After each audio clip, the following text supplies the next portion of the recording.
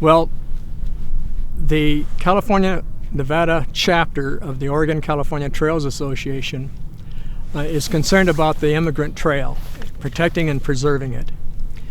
And we found out that there's a 133-acre historic preservation easement here. That's to protect the immigrant trail that the pioneers traveled over, including the Donner Party. And there's also the historic Central Pacific Railroad bed. And we're trying to preserve those two historic things that are very important in our history. And we're so close to Fernly, and the prices for dumping to some residents seems too high, so they come out here and dump their trash. And they're really messing with a beautiful historic area. So we come out once a year and clean up the trash, and we have a lot of people cooperating. The BLM provides a 1-ton pickup truck, or a 1-ton truck and driver, and the city of Fernly usually provides a large trailer, and waste management allows us to dump for free.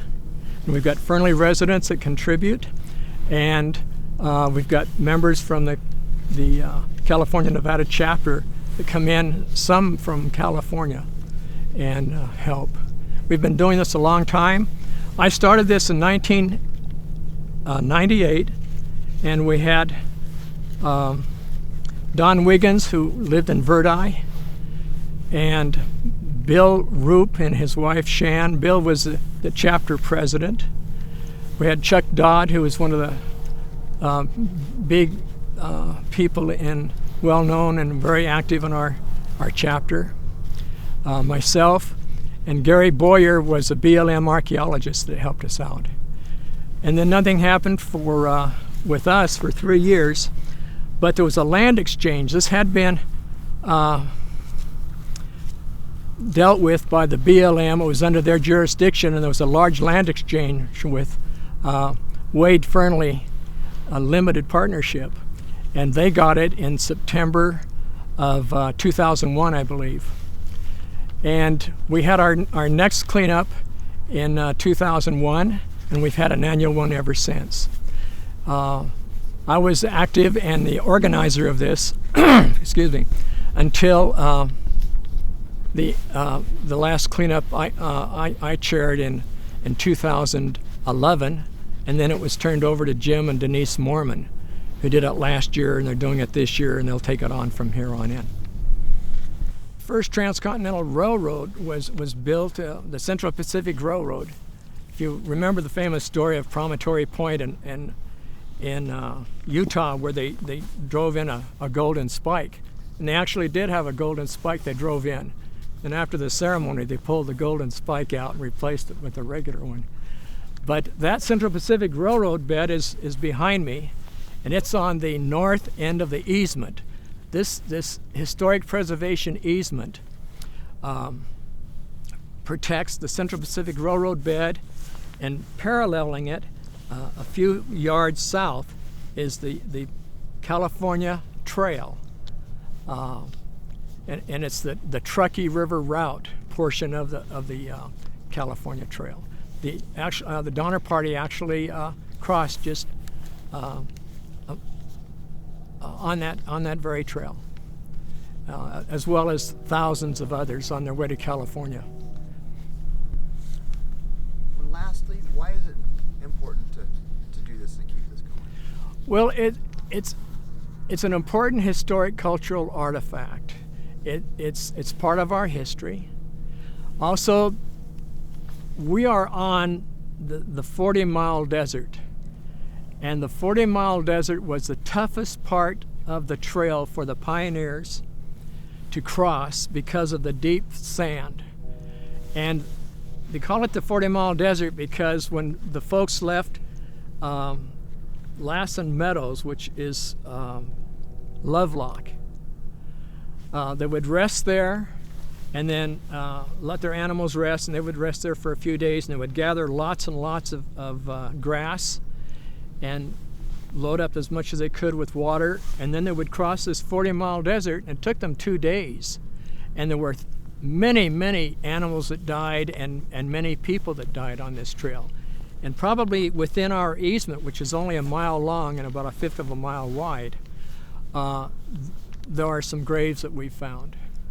So it's to me, it's somewhat sacred, and it's certainly worth preserving so that other people in the future, we hope one day, and you can ask Jim if he has any news on this, but one of our vague plans for the future is having this as a park with a kiosk with information, so that people come out here and enjoy this historic area.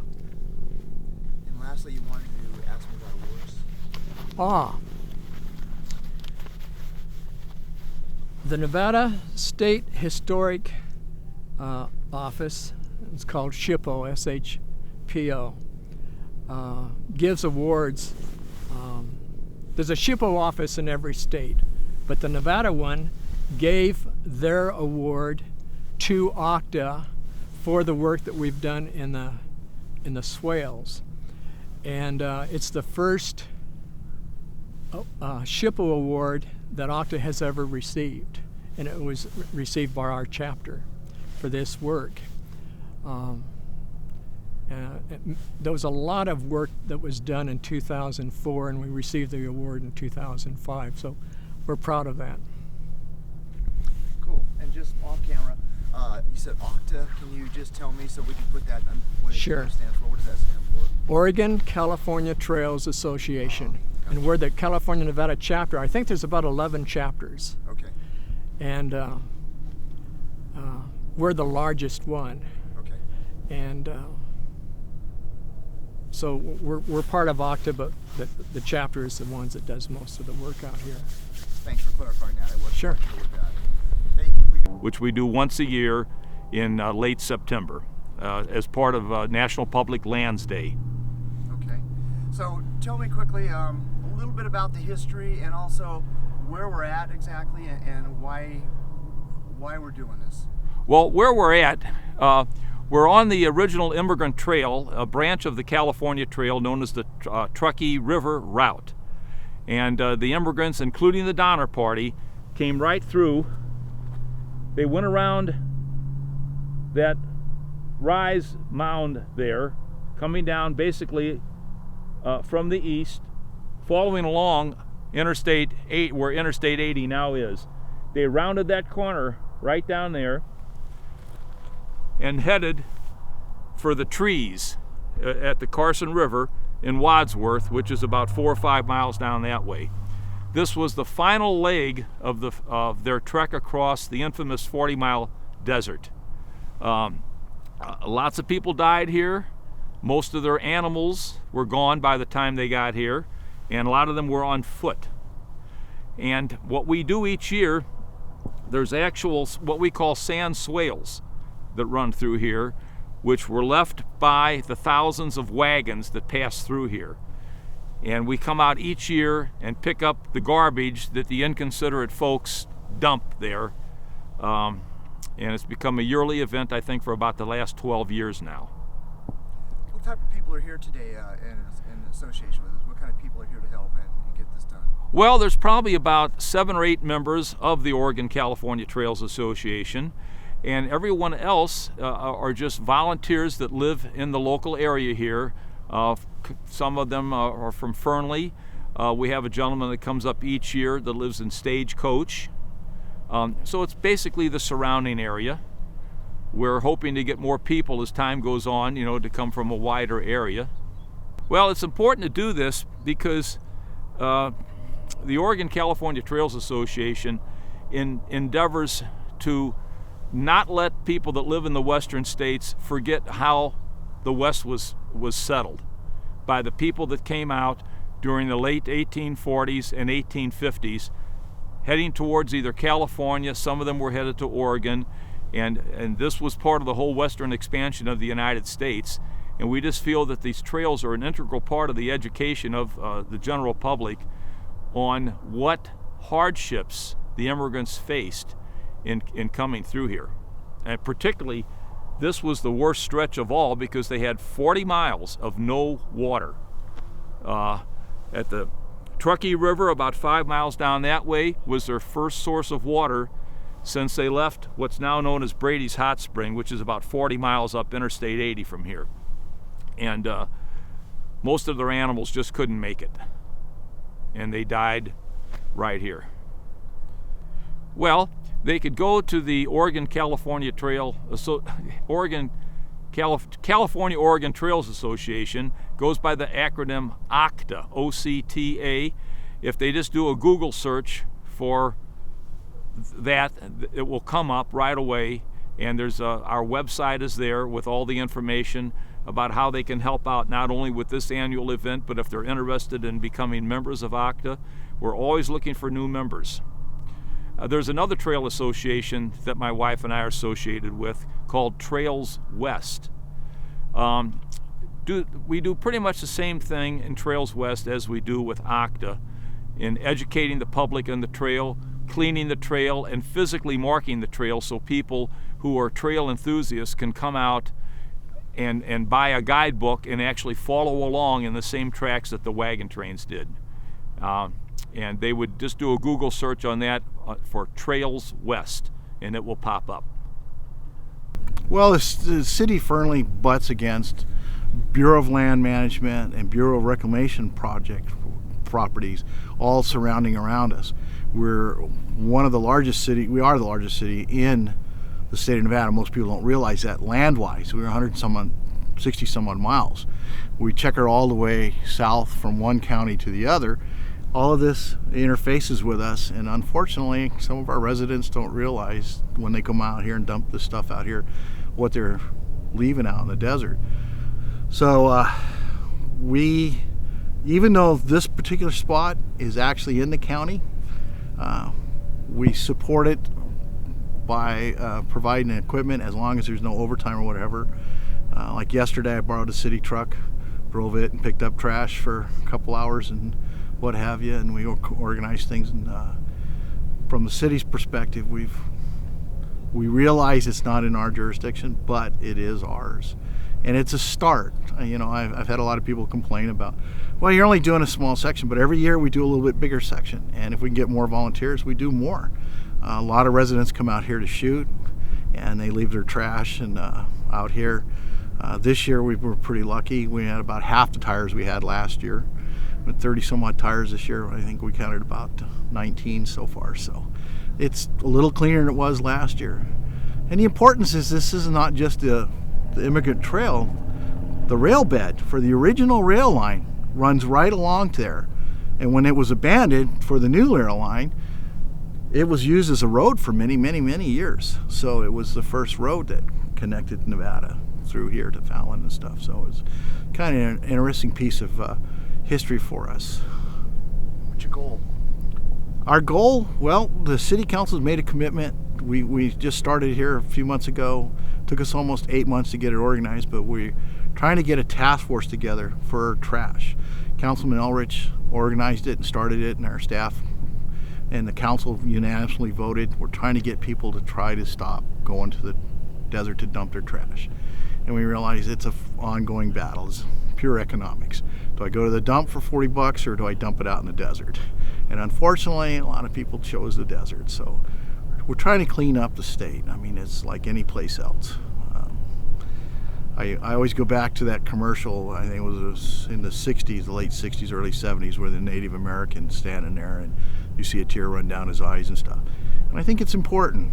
I know my dad, my uncles, my family, everybody, all the seniors when I grew up, always drilled into us. When you go camping, you go any place, leave it better than the way you found it.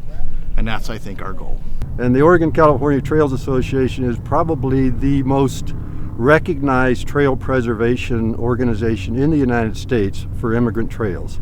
It works very closely with the National Park Service and all of the other agencies relative to the preservation of our really historic immigrant trails, of which we are here today to try to keep this one preserved the best that we can. And we're really on a historic spot here today with the Fernly sand swales and the Central Pacific Railroad bed, and it's just great to be here and a good turnout to have these people here. The organization's headquarters is in Independence, Missouri. Our primary purpose is to go out and to not only identify the location of these trails, we map these trails. We specifically map them to classify them into a five number classification. Number one being pristine swales, and some of these swales here are pristine. You can see the swales themselves, the ruts. There's not been any really motorized vehicle impact to most of them, up to the point where you get a class 5 and you don't really know where it is. It might be under the freeway or something like that. But we get the agencies to preserve these trails. We try to mark them. We'll put carcinite markers on them, and we just try to educate the public so that this pristine history and rare history of our United States gets preserved. What makes this particular one unique, Fernly? Unique because it was probably one of the most difficult areas for the immigrants to cover. They had just come off the 40-mile desert. They're in those heavy sand swales, largest loss of livestock on most of their 5-month travel. So it's not only got that portion of it, but it's right next to the original Transcontinental Railroad bed. So it's a unique area. And it's tough to keep these preserved because we're in an urban area and a lot of multiple use. And I just try to educate the folks to keep it as pristine as possible. If they want to learn more about your organization, where would they go? Go to the website. Just look up Oregon California Trails Association, and you'll have a link to both the national organization and to the California Nevada chapter. And we have some virtual tours on there showing some of the mapping work that we do and some of the other events and all of the activities that we're involved in. We also work with energy agencies. They're out here. They might want to put up a wind farm, or they might want to drill for oil. They contact us. We go out and we'll show them the maps. We'll show them where the trails are, and quite frankly, most of them try to stay away from it. And they work with us very close.